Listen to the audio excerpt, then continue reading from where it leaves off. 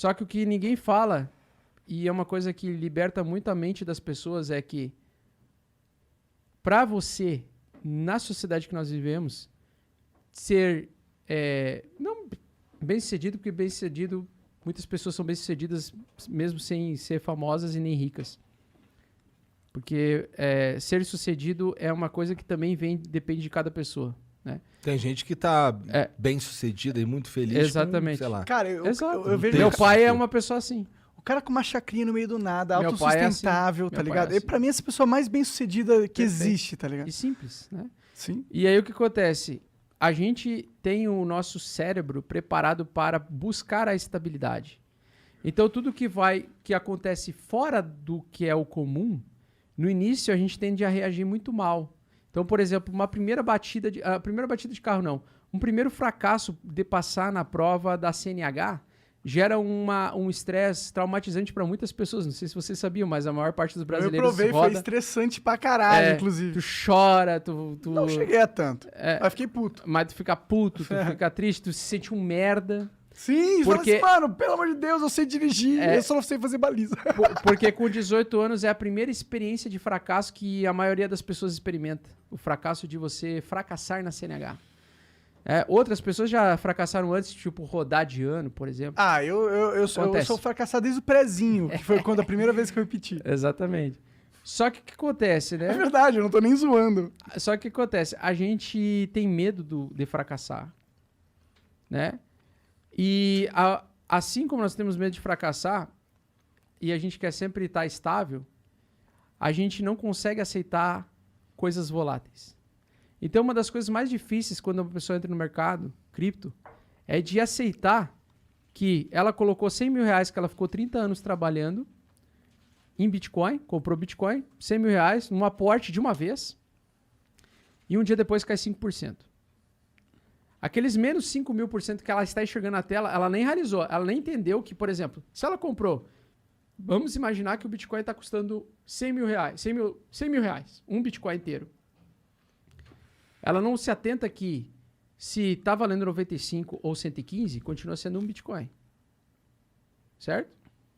Então por que ela sofre? É porque que ela ela sabe quão difícil foi conseguir juntar 100 mil reais e o quão torturante para ela vai ser conseguir recuperar 5 mil reais. Então para ela não ter talvez experiência de perder 10 mil reais ou 20 mil reais, ela prefere realizar o prejuízo e emocionalmente ela se livra da situação. Então ela não está focando na ferramenta e no que ela representa. Ela está focando naquilo que ela está enxergando naquele momento por conta que ela não consegue lidar com a estabilidade. E aí eu posso afirmar alguma coisa para vocês. As pessoas que eu conheço que são felizes e bem-sucedidas ou nas coisas que elas querem, incluindo o meu próprio pai, são as pessoas que assumiram o risco a vida toda. E toda vez que você assume que a vida é volátil, você consegue aproveitar e se beneficiar dos momentos ruins para você se posicionar e dos momentos gloriosos para você colher. Então, e isso se reflete na nossa natureza. Em algumas regiões, você tem um período de plantio para que no ciclo seguinte você consiga colher. Da mesma forma que você não consegue garantir que vai ter chuva ou vai ter pouca chuva e as suas plantas não brotarem, você sempre vai assumir um risco de colher lá na frente. Então, o que acontece, e a minha missão na Terra, a minha mensagem que eu quero passar com o mercado cripto a volatilidade não é o problema, ela é a solução. Quanto mais volátil é o mercado, melhor. Se você conseguir utilizar ferramentas, eu ensino a média de 8 semanal, gratuitamente, eu ensino para qualquer pessoa. Você usar uma base matemática da cotação média em relação a 8 semanas anteriores, se o preço está sendo cotado acima dessa média, a tendência é que você valorize o seu dinheiro. É o momento em que você pode plantar e colher na frente.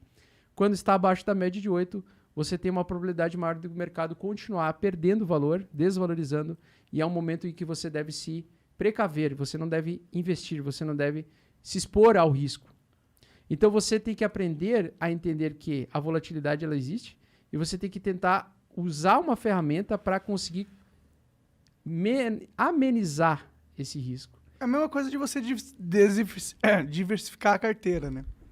É a mesma coisa. Quase a mesma coisa. Não. Tipo, é diferente o método, mas o propósito é o mesmo. O propósito é o mesmo. Assim. Então, quando vem um cara, às vezes, um pau no cu do mercado financeiro, fala que a análise gráfica não funciona, cara, você é burro. Porque a análise gráfica ela não serve pra você prever o futuro com uma bola de cristal.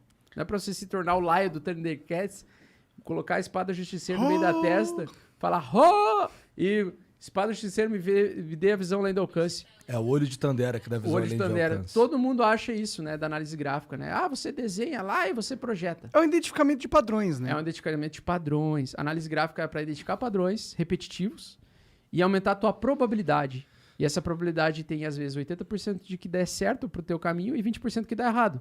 Mesmo com a probabilidade de te dar 80% de chance de dar certo, a existência dos 20% se mantém a mesma. E a probabilidade se mantém a mesma. Então, ao longo do prazo, se você usar a estratégia, dá 100 você vezes, tende a ganhar. 20 vezes vai dar merda. Então, por isso que você tem que ter um setup. E não tem como você ser lucrativo no médio e longo prazo sem um setup.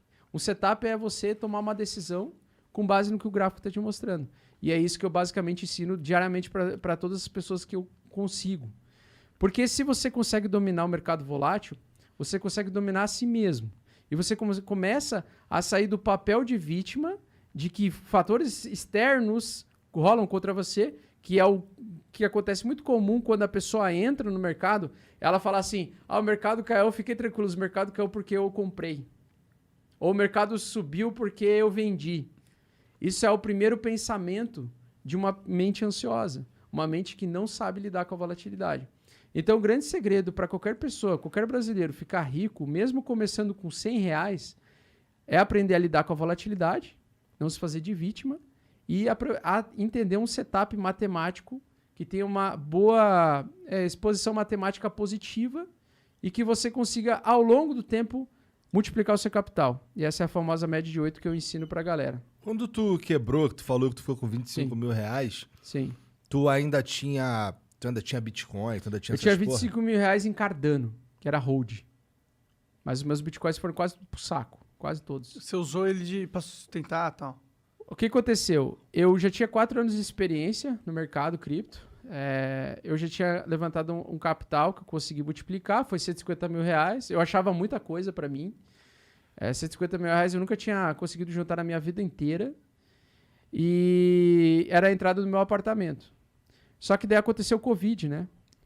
E eu já tinha eu tinha muita experiência de mercado, mas eu nunca tinha experienciado um dia de queda de 50% em um dia. Você nunca tinha experienciado uma pandemia, né? Uma pandemia. Eu acho que ninguém, né? E aí o que acontece? Na hora de tomar as decisões, quando o mercado já andou e mostra que eu estava errado, beleza. É fácil você apontar o dedo e falar, se fudeu, vendeu na baixa e agora se fudeu. É burro. Por que seguem esse cara? Mas, na verdade, quando você tem uma situação em que você vê o seu capital derreter 50% em um dia e ele pode, no outro dia, derreter mais 50%, você fica apavorado.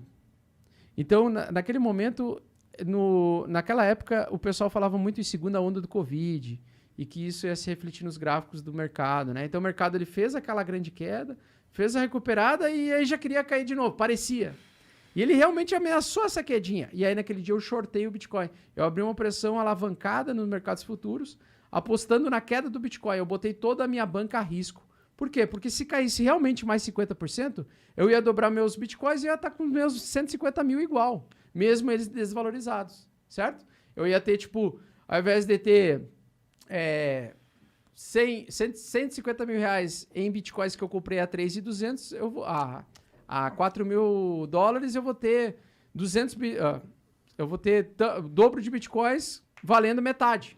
Entendeu? Então eu vou proteger meu capital. Uhum. Então foi essa a ideia. Não, parece... se fudeu. Só que daí eu me fudi. Mas aí parece inteligente. Entendeu? Mas se fudeu. Mas me fudi. Foi gostoso demais. Pô, tu não pôde prever o mundo. Foi mal, cara. Tu não é o mago Merlin. Exatamente. Aí o que acontece? Quando você acerta muitas operações em sequência e você segue um setup... e em algum momento alguma coisa muda no teu pensamento, você modifica o teu setup e você se fode, que foi o que aconteceu. Eu saí do meu setup e me fodi. Porque aconteceu um fator que eu não esperava e eu fui, digamos assim, ludibriado pelo acontecimento, digamos assim, pelo cisne negro que a gente chama, né? Então aconteceu aquele evento inesperado, eu tomei a pior decisão possível na época, mas para mim era muito acertada a decisão na época. Só que o mercado ele mostra com o tempo que às vezes ele só te dá o resultado futuro. Então 4 meses depois, eu fiquei 4 meses quase sem dormir e tal. Então eu fui liquidado, perdi o dinheiro da entrada do apartamento e ia ter que sair do apartamento. Putz, que cenário horrível. E aí em 6 meses eu consegui me recuperar. Por quê? Porque os 25 mil reais que eu tinha em ADA, que eu tinha comprado lá em 2019, acabaram se transformando em um pouco mais de 1 milhão, quase 2 milhões na verdade. E, basicamente, eu consegui Esses também... 25 conto virou quase 2 milhões? Quase 1 milhão e pouco, 1 milhão e 250 mil, por aí. Eu não sei, assim, porque tava subindo muito rápido em 8 meses. É um salto insano. Sim. Mas era um hold de uma promessa que eu tinha lá de tempos atrás, entendeu? Então, ela subiu 6.800%, mas eu fiz mais aportes no meio do caminho, porque eu ainda trabalhava, eu ainda ganhava dinheiro, né? Então eu fui aportando, comprando mais ADAs. Então eu comprei ADAs a 10 centavos. O que você fazia? Centavos. Você tinha uma clínica? Eu tinha uma clínica odontológica lá na cidade do Jânio, lá. Que da hora. Aí eu saí de lá pra... esse cara falou isso no começo, cara. Cara, você tá cobrando memória de um maconheiro?